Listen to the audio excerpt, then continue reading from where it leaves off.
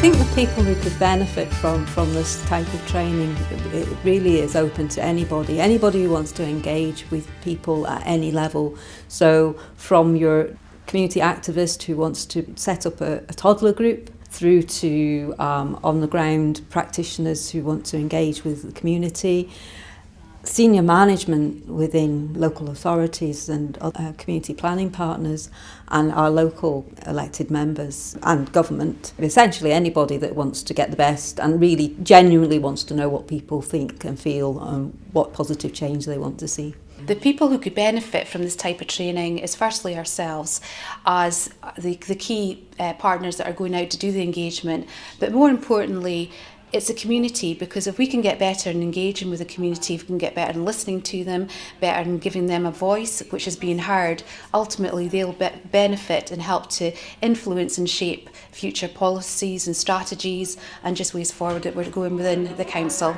This type of training is needed at this moment in time because we're all very much focused on the Community Empowerment Act, is in involving our local communities in those decision making and involving them in that democratic process.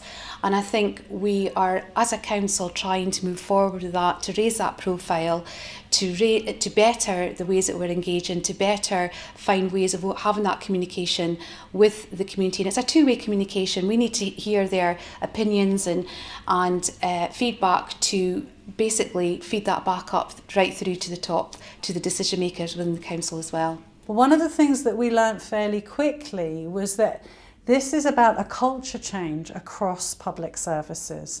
And our public services are traditionally very hierarchical in their structures, and they're designed to be quite bureaucratic and traditional in the approach. The decision maker is at the top. And so we've spent some time also developing a workshop for the leadership level. And at that level, we're talking about local councillors, elected members and senior management. If we don't work with the leadership level, it's like driving a new car down an old road.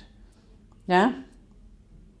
The new car isn't going to last very long because the old road needs upgrading.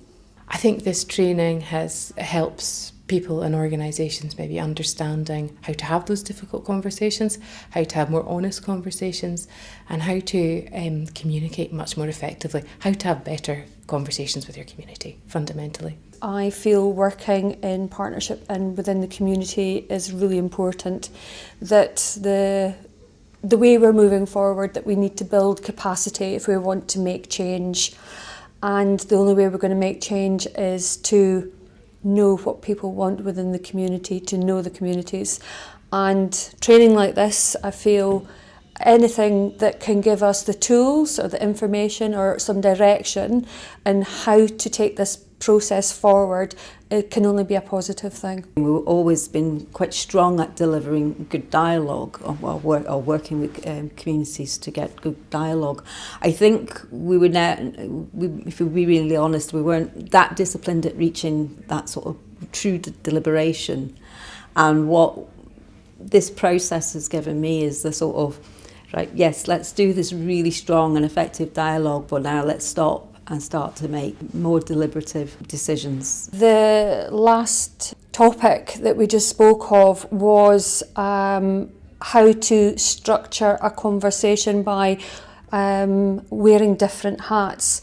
And I found that was a fantastic way to structure a discussion, so that you were enabling people not only to put forward their opinions, but you were actually asking them to think outside of the box and say, okay, I know you think negatively about this, but what are the positives? And people were quite uncomfortable doing that, but everybody, once they actually started thinking about it, they weren't so blinkered in the thought process on a specific topic. And that using this method of training or structuring a discussion or a dialogue really helped people to look at the bigger picture.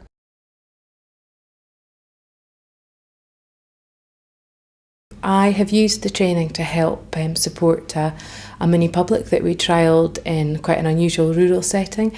So we used very much practical examples that we learnt on our training to actually input them into the programme for that event. So it was really useful. So Roisin, we recently took part and organised a mini public in North Mar in rural Aberdeenshire. So my first question would be, how did you first pull together the mini public, the citizens panel that you were going to work with? Initially, actually, I thought about the idea through going to training with What Works Scotland the previous year, and I just felt that we already engage quite well in Aberdeenshire, in our area of Aberdeenshire, and Aberdeenshire Council do relatively good engagement with the community, but we're all aware it's not necessarily representative of the community, and we're seeing the same faces. So we actually used a consultancy company to recruit the mini public. We discussed with them, got some statistics through Aberdeenshire Council. We knew we needed people that lived in maybe the small settlements, as well as people that lived much more remotely, up farm tracks and that kind of a thing. How did you know that you actually truly had a mixed demographic, a real reflection of the community?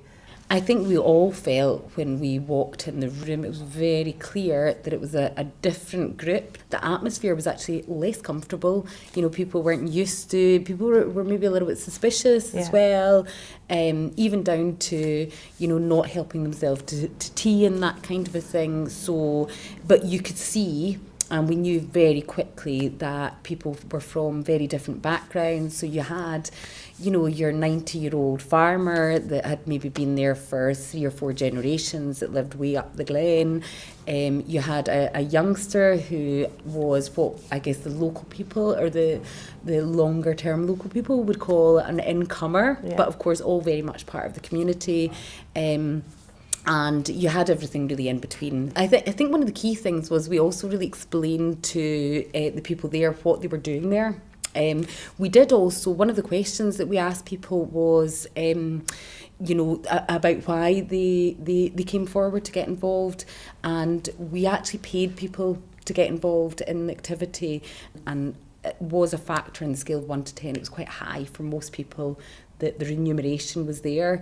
At the end of the experience, people would come time and time, they would do it for every weekend for no money. They were really brought in. They were very, very positive. And they came up with really quite complex reasons for issues around mental health services, for instance, in the area, and sharing their family's experience, including, in the farming community and males, and how they would, and how things needed to change. So there was lots and lots of rich information captured, and I learned loads from these guys. But we've also used it using some of the sort of smaller techniques in sort of more day-to-day usage. So, can we, change the way that we do our team meetings, or we work with our partners in our local planning group.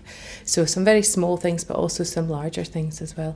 I guess the training really helps give everyone a common language and a common narrative to follow, and it's actually helping us sort of establish more of a network. So it's not being done in isolation in pockets, it's actually something you feel part of a bigger picture. That it is really about really good dialogue and sharing information, and not just tokenistic. So and an essential part of that is understanding it, and understanding what best practice is. I think they would be armed with the tools to really have meaningful conversations that matter, and reach a real understanding of what people really want and what people are really saying. What does it mean to be a leader that actually encourages other people to be leaders themselves? And how do we make that change?